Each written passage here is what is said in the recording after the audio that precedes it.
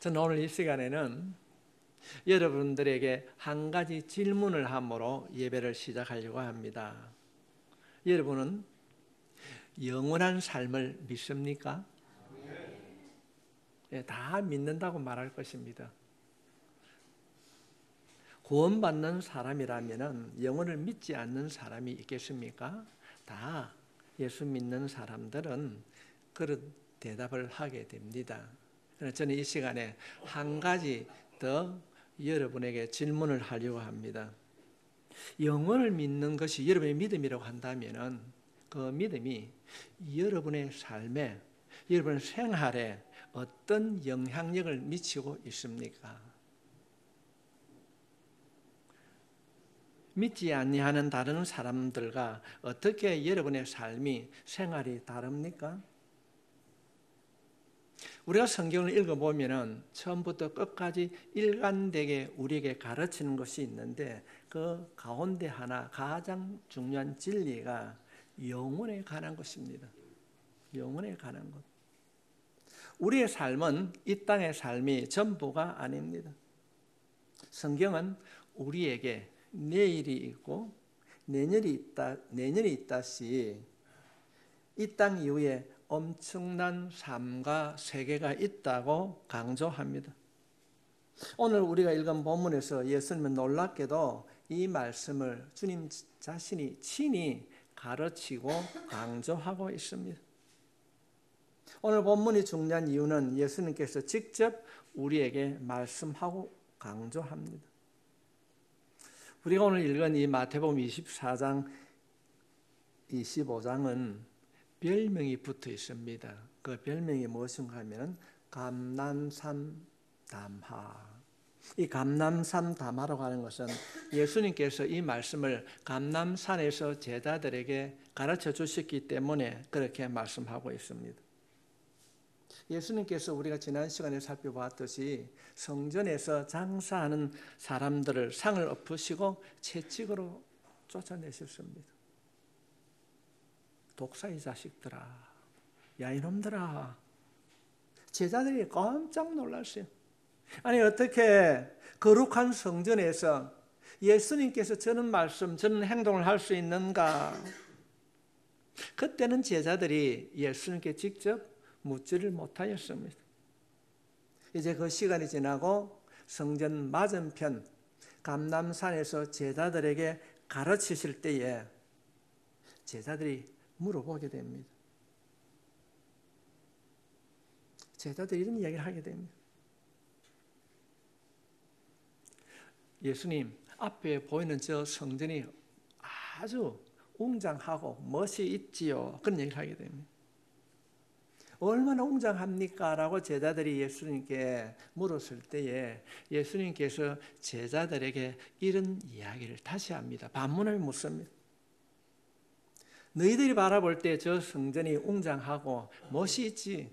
그러나 저 성전을 이루고 있는 저 돌들이 돌 위에 돌 하나 남지 않고 무너질 것이다. 처음에는 제자들이 듣고 깜짝 놀랐어요. 무슨 말씀을 하십니까? 어떻게 저 웅장하고 큰 성전이 돌 위에 돌 하나 남지 않고 무너집니까? 그때 베드로와 안드레와 야고보, 예수님의 최측근들이 예수님께 와서 이렇게 묻습니다. 예수님, 그렇다면 그 일들이 언제 일어납니까? 그 일들이 언제 일어나며 그런 일들이 일어날 때에 어떤 징조가 보입니까? 그렇게 묻습니다. 이것이 감람산 대학, 예수님께서 감람산에서 제자들과 주고받는 이야기인 것입니다. 예수님께서는 언제 일어나십니까? 그 징조가 무엇입니까? 라고 하는 이 이야기를 통하여서 말씀하시고 있습니다. 우리들 이 본문을 읽어보게 되면 참 어렵습니다. 왜냐하면 이미 이루어진 일들도 있고 이루어지지 않는 일들도 있기 때문에 그렇습니다. 그래서 오늘날 신학자들 가운데는 여러 주장들이 있습니다. 어떤 경우에는 이루어졌다, 어떤 경우에는 이루어지지 아니했다. 그래서 우리가 어렵게 느껴집니다. 문제는 섞여 있다는 것입니다. 오늘 이 시간에 먼저 이루어진 일들에 대하여서 살펴보기를 원합니다. 예루살렘 성전이 무너질 것과 유대인들이 환난을 당할 것을 말씀하셨는데 이 일은 예수님이 사후 40년 이후에 이루어졌습니다. 그때 당시에 로마의 황제의 명을 받았던 이 디도 장군이 예루살렘 성전을 함락하고 그 성을 무너뜨립니다. 왜냐하면 유대인들의 정신적인 지주가 성전이었기 때문에 그렇습니다. 어쩌면 오늘날 같이 포크레인이나 이런 큰 장비가 아니면 폭탄도 없는 그 시대에 그 무거운 성전에 사용된 그 돌들이 어떻게 돌 위에 돌 하나 남지 않고 무너지게 했는가. 지금 우리가 성지순례를 가보면 이해가 가지 않습니다. 바위 하나가 어쩌면 우리 교회보다 큰 바위 돌이 많이 있습니다.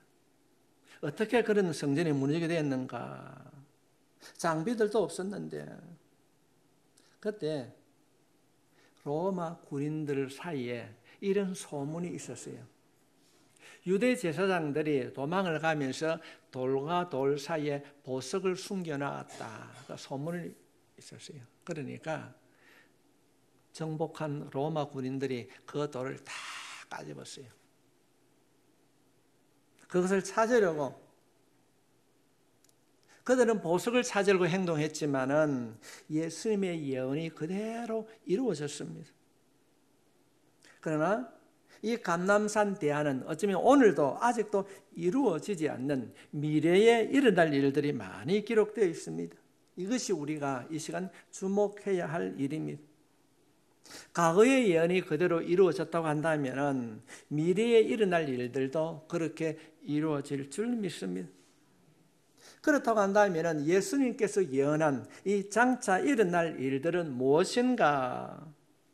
예수님은 다말을 통하여서 많은 말씀을 하셨지만은 그 가운데 가장 중요한 핵심 사건은 하나입니다. 미래에 일어날 일들입니다. 그 미래에 일어날 일들이 무엇인가? 예수님이 육체적으로 이 땅에 다시 온다는 것입니다. 재림의 예수를 말씀하고 있는 것입니다. 마태복음 24장 30절 말씀을 보겠습니다. 그때 인자의 징조가 하늘에서 보이겠고 그때 땅의 모든 족속들이 통곡하며 그들이 인자가 구름을 타고 능력과 큰 영광으로 오는 것을 보리라. 앞으로 역사의 어느 시점에 예수님께서 이 땅에 오시는데 그때 구름을 타고 오신다는 겁니다. 이전에 베들레헴 구유에 어린아이로 오는 것이 아니라 구름을 타고 영광과 능력 가운데 오신다는 것입니다. 이 이야기를 듣는 제자들이 쉽게 받아들였을까요? 아마 저는 믿지 못했을 것이라 생각합니다. 누구라도 그런 생각을 했을 것입니다. 오늘 우리 가운데도 마찬가지입니다. 믿음에 대한 확실히 없는 분들은, 인격적인 예수님과의 만남이 없으신 분들은 예수님이 다시 인간의 몸으로 오신다고 했을 때 설마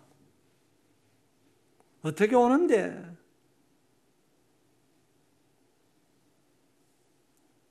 오늘 우리 가운데 믿지 못하는 성도들이 있을 수 있습니다.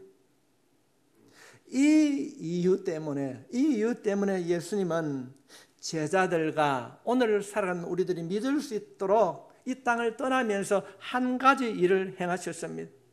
그 한 가지 행하신 일이 무엇인가? 사도행전 1장 9절에 기록되어 있습니다. 우리 같이 읽겠습니다. 시작. 이 말씀을 마치시고 그들이 보는데 올라가시니 구름이 그를 가려 보이지 않게 하더라. 올라가실 때 제자들이 자세히 하늘을 쳐다보고 있는데 흰옷 입은 두 사람이 그들 곁에 서서 이르되 갈릴리 사람들아 어찌하여 서서 하늘을 보느냐? 너희 가운데서 하늘로 올려지신 이 예수는 하늘로 가시는 본 그대로 오시리라 믿을 수 있길 바랍니다. 예수님께서는 수많은 제자들이 보는 가운데 구름을 타고 하늘로 올라가셨습니다. 그리고 말씀하셨습니다. 너희가 본 그대로 내가 올 것이다. 구름을 타고 올 것이다. 우리가 성경을 살펴보면 예수님께서 얼마 전에 예수님이 구름을 타고 능력과 표적을 가지고 올 것이라 그렇게 말씀하셨습니다. 성경에는 예수님께서 이 땅에 오신다는 것을 엄청나게 많이 말씀하셨습니다. 예수님이 이 땅에 다시 오실 것이다. 성경 전체 구절을 통해서 살펴보게 되면 32절마다 예수님이 재림을 말하고 있습니다. 예를 들면 요한복음 14장 1절 말씀에 너희는 마음에 근심하지 말라 하나님을 믿으니 또 나를 믿으라. 3절 말씀에 가서 너희를 위하여 거처를 예비하면 내가 다시 와서 너희를 내게로 영접하며 나 있는 곳에 너희도 있게 하리라. 복음서와는 별 상관없는 히브리서에도 동일한 내용으로 말씀하고 있습니다. 히브리서 9장 28절 말씀에 이와 같이 그리스도도 많은 사람의 죄를 담당하시려고 단번에 들이신 바 되셨고 구원에 이르게 하기 위하여 죄와 상관없이 자기를 버리는 자들에게 두 번째 나타나심이라. 예수님께서 이 땅에 오실 때 수많은 예언을 하셨습니다. 우리가 성경을 살펴보면 처녀의 몸으로 이 땅에 오셨고 베들레헴에 탄생하셨고 다윗의 자손으로 오셨고 사람이 한 번도 타지 않는 나귀 새끼를 타고 예루살렘에 입성하셨고 우리의 모든 죄와 허물을 고쳐주시고 구원에 이루시기 위하여서 십자가를 달려 죽으셨습니다. 이 모든 일들이 구약의 예언대로 이루어졌습니다. 그리고 성경은 예수님의 초림보다 처음 오신 것보다 재림에 대하여서 두 배나 많게 기록하고 있습니다. 그 가운데 예수님은 오늘 본문에서 자신의 입으로 예수님께서 친히 내가 다시 오실 것이라고 말씀하고 있는 것입니다. 예수님이 육체를 입고 이 땅에 오실 것인데 그때 어떤 징조가 일어날 것인가? 예수님은 우리들에게 몇 가지를 가르치고 있습니다. 예수님이 오실 때 어떤 징조들이 일어날 것인가? 그 첫 번째가 멸망에 가정한 것이 성전에 서게 놔둔다. 예수님이 이 땅에 오실 때에 어떤 일들이 일어나는가? 멸망에 가정한 것들이 성전에 서게 된다는 것입니다. 꼭 기억할 수 있길 바랍니다. 24장 15절 말씀에 그러므로 너희가 선지자 다니엘이 말한 바 멸망에 가정한 것이 거룩한 곳에 선 것을 보거든 읽는 자들은 깨달을지니라. 깨달을지니를 강조하고 있습니다. 여러분, 멸망에 가정한 것이 무엇일까요? 무엇이 정확한 것인지 알지 못합니다. 그러나 놀랍게도 예수님보다 400년 전에 활동했던 선지자 다니엘은 이렇게 예언을 하고 있습니다. 다니엘서 11장 31절 말씀에 군대는 그의 편에 서서 성소 곧 경관 곳을 더럽히며 매일 드리는 제사를 폐하며 멸망하게 하는 가정한 것을 세울 것이며 똑같은 내용입니다. 주님이 오시기 전에 한 가지 일이 명백하게 드러나는데 예루살렘 성전 안에 멸망에 가정한 것이 들었을 것이라는 것입니다. 그런데 여기에 문제가 있습니다. 우리가 역사를 살펴보면 AD 70년에 예수님의 예언대로 성전이 무너졌습니다.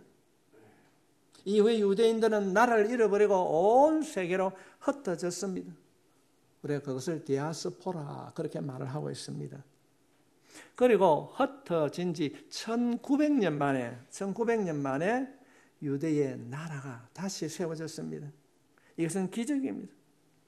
세계의 어떤 민족이 1900년 동안 흩어져 있다가 1900년 만에 다시 나라를 세운 나라가 없었기 때문에 그렇습니다. 어느 누구도 아무도 하나님의 예언을 믿지 못하였습니다. 그러나 하나님께서는 유대 민족에게 나라를 세우게 해 주셨습니다. 그런데 나라를 세우고 보니 기가 막힌 일이 일어났어요. 예언대로 흩어져 있던 이스라엘 백성들이 이스라엘이라고 하는 나라를 세웠습니다. 그런데 자신들이 세운 그 나라, 그 성전에 있는 곳에 가보니까 기가 막힐 노릇이 진행되고 있었어요. 그 사실은 성전이 세워졌던 그 자리에 마호메트, 그 이슬람 성전이 세워져 있었습니다. 지금도 예루살렘에 가면은 하나님의 성전이 세워진 그곳에 마호메트 성전이 서 있습니다. 지금 유대인들이 소원이 있다면 그곳에 성전을 다시 짓는 것입니다. 다 준비를 마쳤어요. 설계도 완벽하게 마쳤습니다.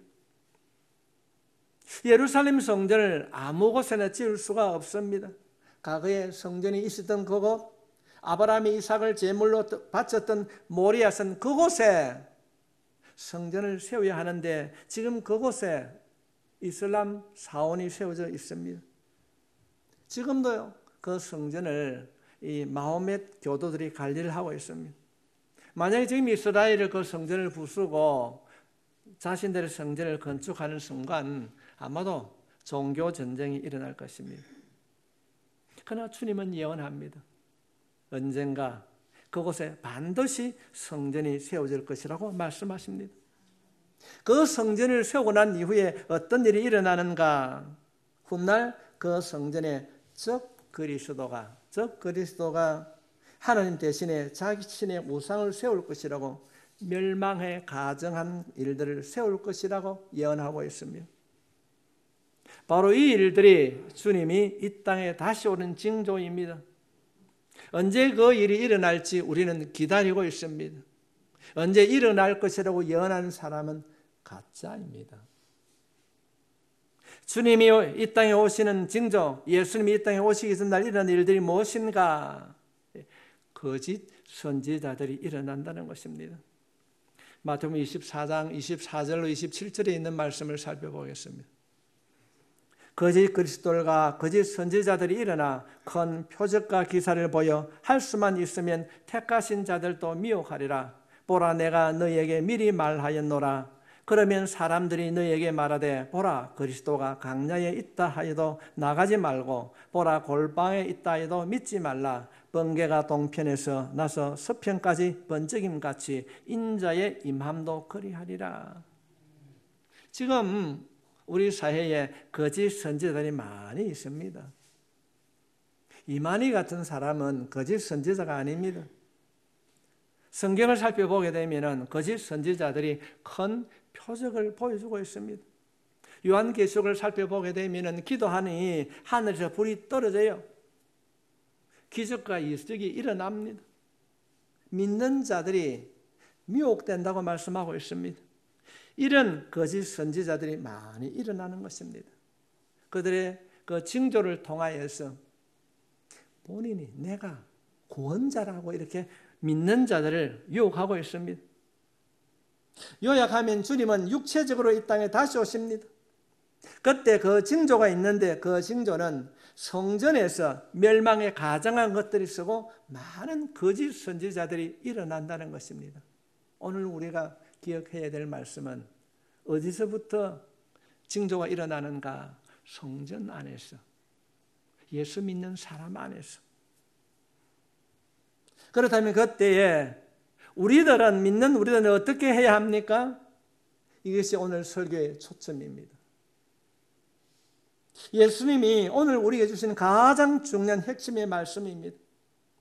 재림에 대해 오늘 우리는 어떻게 해야 되는가?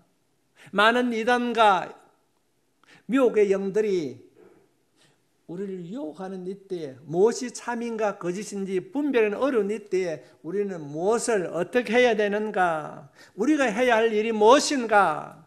한번 따라합시다. 깨어있어라. 깨어있어라.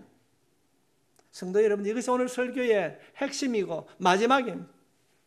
깨어있어라. 이 땅의 역사는 이렇게 굴러가지 않습니다.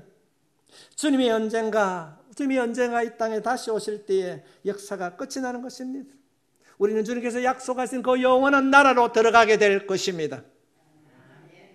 우리는 하루살이처럼 하루 살아가는 하루살이 안목이 아니라 성경이 말하는 영원한 안목을 지니고 살아가야 될 줄 믿습니다. 지금 우리가 어떻게 살아야 하는가? 우리의 삶의 태도에 대하여서 성경은 말씀하고 있습니다. 하나님께서는 노아 홍수 때를 말씀하시면서 노아가 방주에 들어갈 때까지는 노아가 아무리 외쳐도 그들은 듣지 아니하였습니다. 시집도 가고 장가도 가고 자신들이 할 일을 다 했습니다. 이 땅만 바라보고 살았습니다. 그러나 그들은 멸망을 당하였고 심판은 이루어졌습니다. 노아의 홍수를 말씀하시면서 우리들에게 친히 말씀하시는 것입니다. 42절 말씀 다시 한번 읽겠습니다. 그러므로 깨어있으라. 어느 날에 너희가 주가 임할는지 너희가 알지 못함이라. 깨어있으라. 준비하고 있으라. 도둑이 언제 들어올는지 알 수 없는 것처럼 준비하고 있으라는 것입니다. 그렇다고 한다면 우리가 깨어있는 삶은 어떤 삶일까요? 예수님께서는 우리가 깨어있으라고 말씀하시면서 어떻게 깨어있어야 됩니까? 그럴 때에 한 번도 하시지 않는 비유를 연속적으로 5번이나 사용하고 있습니다. 연속적으로 5번이나 비유를 말씀하시는데 오늘은 시간상 4가지만 말씀을 드리려고 합니다. 먼저 주인이 멀리 떠난 사이에 충성된 종과 악한 종을 비교하며 말씀하고 있습니다. 충성된 종은 주인이 떠났지만은 자신에게 맡기던 일을 열심히 했습니다. 그러나 악한 종은 주인이 떠났다고 자신의 마음대로 사는 것입니다. 동료들을 괴롭히고 먹고 마시고 방탕하게 살았습니다. 갑자기 돌아온 주인에 의해서 멸망을 받았다, 심판을 받았다고 말씀하고 있습니다. 주님은 이 이야기를 말씀하셨습니다.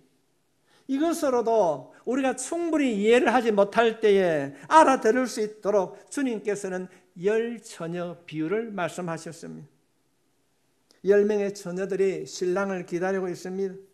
그 중에 5명은 5명은 기름을 준비하였고 5명은 기름을 준비하지 않았습니다. 여기서 말하는 이 등불은 이스라엘에 가면은 우리가 흔히 기름이라고 그러니까 우리의 생각 속에 큰 병에 담긴 기름을 생각하기 쉬운데 우리의 손에 얹어 놓으면 아주 작은 결혼식 때 사용하는 등불입니다. 이스라엘 백성들이 혼인 때에 사용하는 작은 등을 말하는데 결혼식에는 항상 이 등이 필요한 것입니다. 이 등에 기름을 부어서 최대한 사용할 수 있는 시간이 15분 내지 20분입니다. 그러나 5명의 처녀들은 그 기름을 준비했습니다. 그러나 5명의 처녀들은 준비를 하지 못했습니다. 신랑이 오는 것은 다 알고 있습니다. 그러나 언제 오는지 몰랐습니다. 정확한 시점을 몰랐기 때문에 누구도 몰랐기 때문에 준비하지 않는 5 처녀는 문이 닫힌 이후에 성경에 보니까 이를 갈며 슬피 울었더라.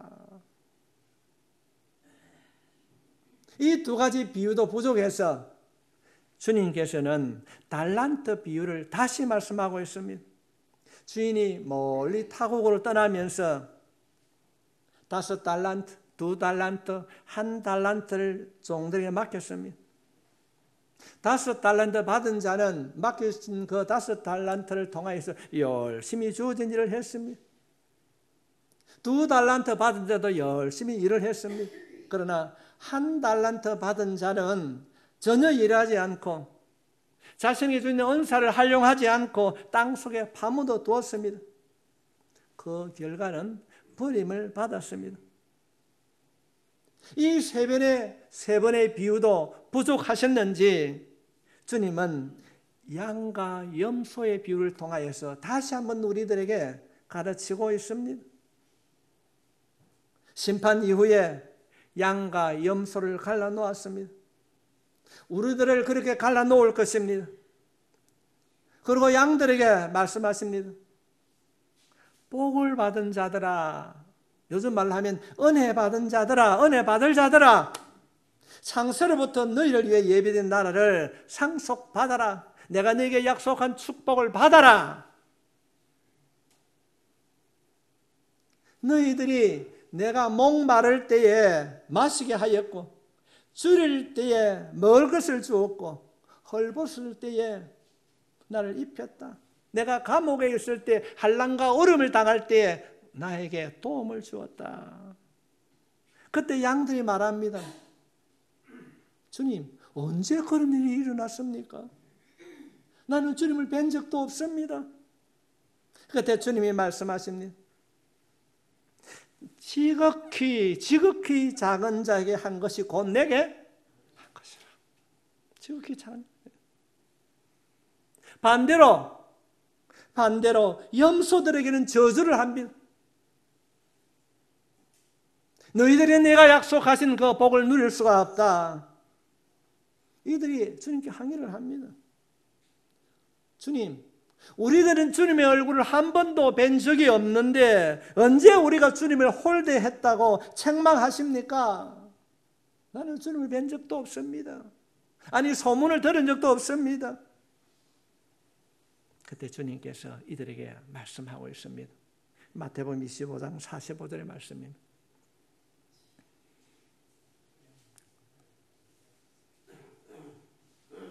이에 임금이 대답하여 이르시되 내가 진실로 너에게 이르노니 지극히 작은 자 하나에게 하지 아니한 것 곧 내게 하지 아니한 것이라 하시니라.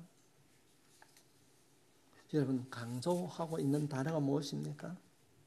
깨어 있으라. 준비해라. 왜? 주님이 언제 갑자기 찾아올지 모르기 때문입니다. 어떻게 준비합니까?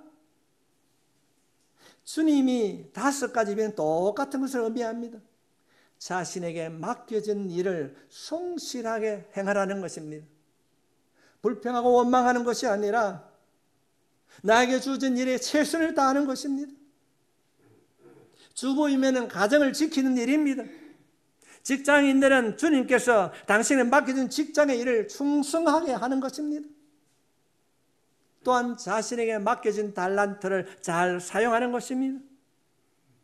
우리의 생명과 시간은 우리의 것이 아닙니다. 주님께서 우리에게 잠시 맡겨두신 것입니다. 그래서 우리가 이런 말을 잘 합니다. 청직이라고요. 청직. 그러므로 오늘 당신의 물질과 시간 사용을, 이 말씀을 듣고 조용히 점검할 수 있기를 바랍니다. 하나님 앞에 계산해 보십시오. 주님은 훗날 우리에게 맡기신 이 물질과 시간과 은사들을 우리가 어떻게 사용했는가 철저하게 셈하게 줄 믿습니다. 계산할 것입니다. 옆에 힘들고 어린 형제가 있는데 모른 척하고 그렇게 살고 있지는 않습니까? 내가 조금 더 전략하고 모아서 내 자녀들에게 유산을 남기려고 생각하고 있지는 않습니까? 그런 삶을 살면은 믿지 아니하는 자들과 무엇이 다릅니까? 영혼을 머리로만 알고는 있는데 믿음으로 실천하지 않고 있지는 않습니까? 주님을 바르게 믿지 않는 것입니다. 사랑하는 극동교회 성도 여러분, 여러분에게 주어진 일에 최선을 다할 수 있기를 바랍니다. 최선을 다하십시오. 안 믿는 사람과 똑같은 삶을 산다고 한다면 그들이 우리를 바라보고 예수님을 생각하지 않을 것입니다. 우리를 바라보았을 때 믿지 않는 그들이 나도 예수님을 믿어야 되겠다. 저들이 말하는 예수님께서 다시 오실 것이라고 하는 것이 우리의 삶을 통하여서 증거되고 나타나야 될 줄 믿습니다. 그래서 주님께서는 말씀하시는 것입니다. 요즘은 우리 한국의 우주에 대해서 관심이 참 높습니다. 과거에 우리가 볼 수 없었던 초등학교에서 우리가 불렀습니다. 푸른 하늘 은하수. 그 푸른 하늘 은하수가 그 작은 쪽배가 어떻게 생겼는지 상상으로만 우리가 생각했는데 요즘은 허블이라는 망경을 통해서 보게 됩니다. 은하수의 직경, 지름이 18만 강년입니다. 생각하기도 엄청난 거리입니다. 햇빛이 1초에 지구를 7바퀴 돈다고 하는데 그 속도로 10만 년을 가야 도달하는 곳이 바로 은하계입니다. 우리가 살고 있는 이 은하계를 지구만한 크기로 축소를 하게 되면 지구는 볼펜으로 점 콕 찍은 그 정도밖에 안 된다고 합니다. 우리가 어떤 존재입니까? 언제 우리가 이 은하계가 얼마나 있는가? 과학자들이 말하기를 1700억 개, 저는 상상도 안 됩니다. 여러분, 이 우주를 만드신 분이 인간의 몸을 입고 이 땅에 오십니다. 우리를 구원해 주시기 위하여. 너희들이 비록 세상에 살고 있지만은 낙심하고 좌절하지 말라. 하루살이간 인생을 살아가지 말라. 너희는 평범한 인간이 아니야. 내가 십자가에 피 흘리신 주의 보혈로 구원받은 존재야. 나의 형상으로 너를 만들었단다. 이 세상은 잠깐이요, 영원한 세계가 있단다. 너희들에게는 돌아갈 본향이 있어. 내가 와서 구름을 타고 와서 영원한 그 나라로 데려갈 것이야. 그러므로 이 땅에 살아가는 날 동안 깨어 있으라는 것입니다.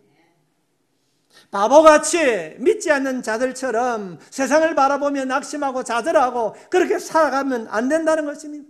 물질에 속아서 그렇게 살지 말라는 것입니다. 내가 힘들고 어렵다 할지라도 내 이웃의 어려운 자들 예민하지 말고 보살피라는 것입니다. 내가 마지막 때에 다 개선할 거야. 제가 예전에 병원에서 주님을 다시 한번 인격적으로 만났을 때에 제 목사, 내가 너를 안다. 내가 너를 보고 있다. 지금 이것이 목사의 경험일까요? 아닙니다. 우리가 입술로 고백하는 그 예수님, 오늘 또 살아계신 그 예수님, 우리를 보고 계십니다. 알고 계십니다. 낙심하지 마십시오. 다시 오실 그때 우리 주님께서 구름 타고 오셔서 우리의 모든 허물을 덮으시고 우리의 행한 대로 상 주실 줄 믿습니다. 다시 한번 여러분들에게 질문함으로 설교를 마치려고 합니다. 여러분은 영원한 세계를 믿습니까? 그 세계를 믿는다고 한다면 우리 주위에 있는 나보다 연약한 자를 돌아볼 수 있기를 바랍니다. 세상 사람들과 다름이 우리의 생활을 통하여서 나타나야 되는 것입니다. 인생은 정말로 핫살처럼 빠르게 지나갑니다. 순식간에 지나갑니다. 나이가 드신 분들은 더 그렇겠지만 제가 농업 생활을 청산하고 목회자 길을 들었을 때 언제 하지? 근데 벌써 제가 내려놓아야 할 시기가 왔습니다. 주님께서는 우리들에게 말씀하십니다. 영원한 세계가 있으므로 오늘 바라본 이 세계에 낙심하고 좌절하지 말라. 우리 친구들이 그 주님께서 지키시고 인도해 주실 줄 믿습니다. 오늘 이 말씀을 통하여서 다시 한번 자신의 삶을 돌아보고 깨어있는 자로 살아갈 수 있기를 주님의 이름으로 축복합니다. 기도드립니다.